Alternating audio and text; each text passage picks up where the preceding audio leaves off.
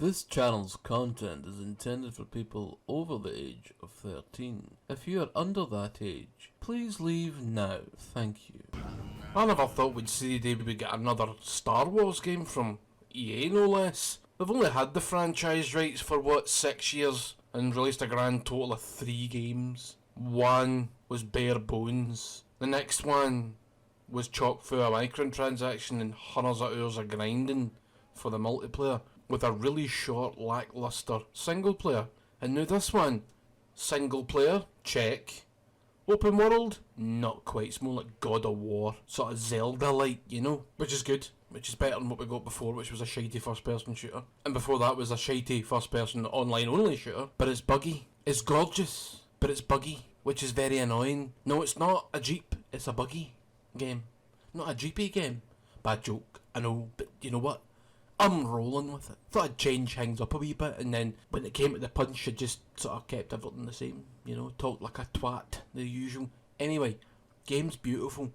Like I say, I'd maybe wait the now, because it's no buggy all the time. First level was fine, trundling through it. Beautiful 4K visuals, running, I don't know what it was running at. A stable frame rate, I'll say. Get to the end of the level, die a few times. Next level, there's a planet with tons of fog on it, and it's just tanked for there, and it's never really recovered since then. And I've been on another 2 planets, so I've got 4 unlocked total. But then it'll start running well again, and I'll be like, yes, I fucking love this. This is brilliant.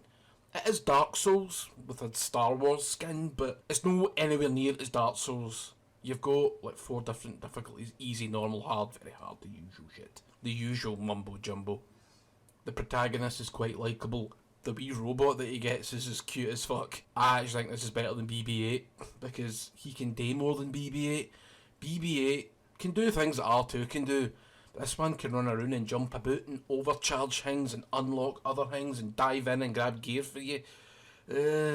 Yeah, much better. BD-1, he is the one, right? He's the android that I like in this new Star Wars. Well, whatever franchise. Outlook sequel, yeah. So the combat is weighty, which is weird because you've got a lightsaber, so the blade's going to be made of nothing but light, so it's going to have no mass whatsoever other than the hilt. But he swings it like a big broadsword. It's a bit strange. Don't get any guns in the game, though, that I've seen. You do get to take over an AT-AT, which has already been in a trailer, so it's not a spoiler.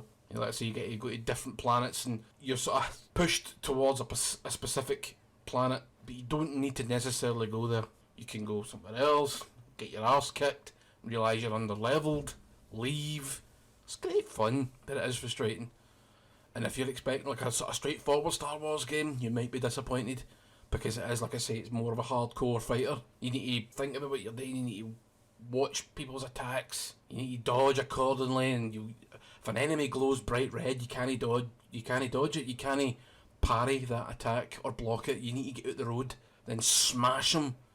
You can't dismember humans, which kind of annoyed it. It's like Disney are okay with like fictional looking thugs and dragons. You can chop their heads off, you can chop them in half. Comes to the stormtroopers, nah, because they're humans, but they look more like robots. They're faceless humans, that should be okay. You should be able to cut arms, legs, heads and torsos off, but no, you can't. So it's a bit weird. So what can you do in the game? You can customise your lightsaber, you can customise the look of you, your robot, and your ship. Forget the name of the ship. Mantis, that's it.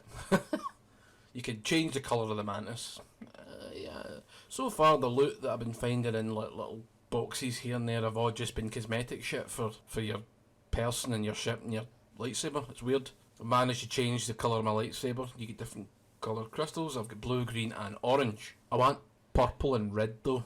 But then again, if you're cutting about with a red lightsaber, you know, a bad guy if you do that. See, I think you're a bad guy, but sometimes I think I talk a lot of pish. I don't really think red, you know, is bad, danger, but it's just a colour at the end of the day, so I think maybe we should stop hating on the red lightsaber crystals. Don't think I've ever seen a Sith with any other colour. There probably is now that I've said that, but nah, I've not seen it. So is this game better than The Force Unleashed? Yes. Much better, but it's still buggy. The Force Unleashed was buggy when it first released as well, getting stuck in levels and whatnot. I've not had anything like that happen, but I've had sound issues as well. I'll pause the game, unpause it, and there's no sound. And you're like, what's going on here, Xbox? And then you hit the guide button, and then go back into the game, and it's fine. But that's only happened once. But I've had audio stutters here and there. The most egregious problem is the frame pacing and the frame rate. That's what you'll have the most bother with. Unfortunately, it's annoying. It's probably could have done with a few more, months in the oven, maybe another 2 or 3. But they'll patch it. There's already a patch out. The patch is tiny.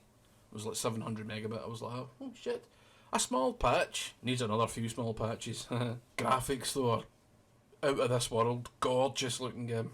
And I like the way the game's designed. It's not fully open world. I don't think that would work for the Star Wars franchise, because typically in the movies they do a lot of planet hopping, so it's nice to see that they've kind of made a wee compromise. There's bits you kind of get into when you first appear there. You need certain force powers, which you'll pick up along the way. You get meditation spots, just like the campfires in Dark Souls. I know I'm referencing Dark Souls a lot, but it's going to happen anyway. This is Jedi Souls.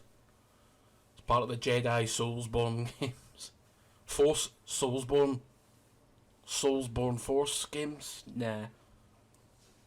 Anyway, in conclusion though, kids and cadets and space rockets, aye, it's a good game. I would recommend it if it just weren't if it's being so damn buggy. What can you do, eh?